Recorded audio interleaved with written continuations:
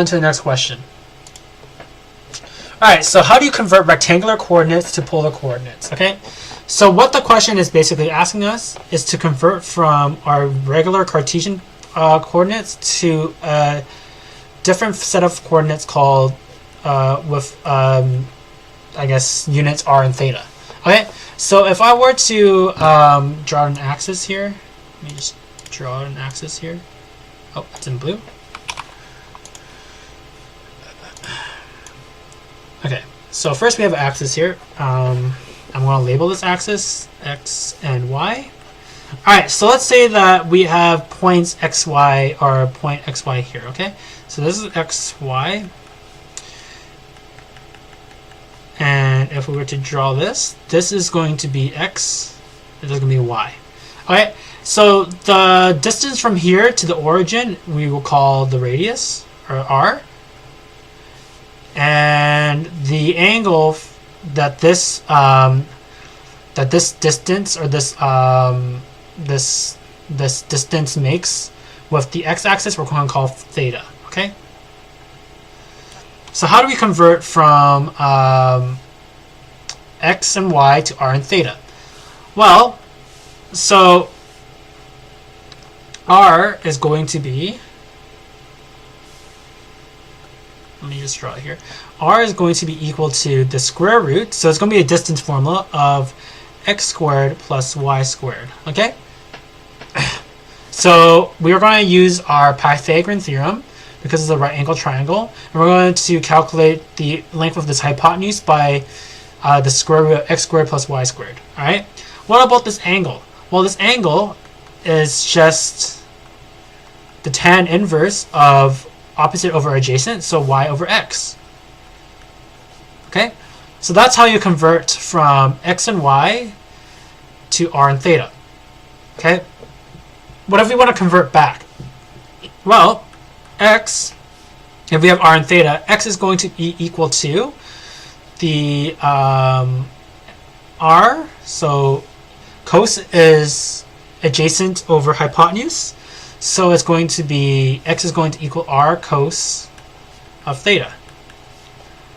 In terms of y, we're going to use sine instead, and it's going to be r sine theta. Okay, so this is how you convert from r theta to x and y. Okay.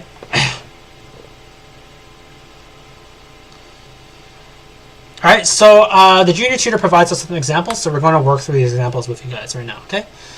So the first example reads, convert 4 and 2 pi over 3 to Cartesian coordinates. Okay, so if we want to convert this to Cartesian coordinates, we need to say x equals 4 cos of 2 pi over 3, right?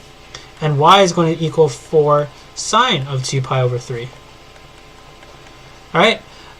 So this is going to be equal to, so 2 pi over 3 is on the negative quadrant. So it's going to be equal half.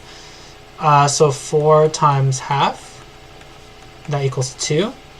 And this is going to equal 4 times pi over 3 or 2, I believe. Yep, and that's going to equal 2 times root 3.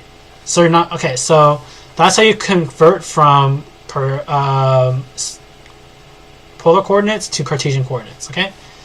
So the second one is convert 1, 1 to polar coordinates, okay? So r is going to be equal to the square root of 1 squared plus 1 squared, which is equal to root of 2. Let's linear this out. So this is 2 and 2 root 3. Okay. And theta is going to equal to the tangent inverse of 1, which is equal to pi over 4. Okay, so if we were to convert this, we would get root 2 and pi over 4. Okay?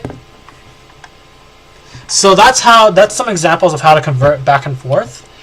And so the last question I want to ask, or want to answer, is why should we convert rectangular coordinates to polar coordinates? Well, the usage of polar coordinates is actually helpful when we're calculating integrals of surfaces of a 3D shape, because sometimes converting it to polar coordinates simplifies our integral in a way that we're able to calculate integral easier. So it's not impossible to calculate all integrals using rectangular coordinates, but sometimes converting to polar coordinates helps us to calculate the integral easier.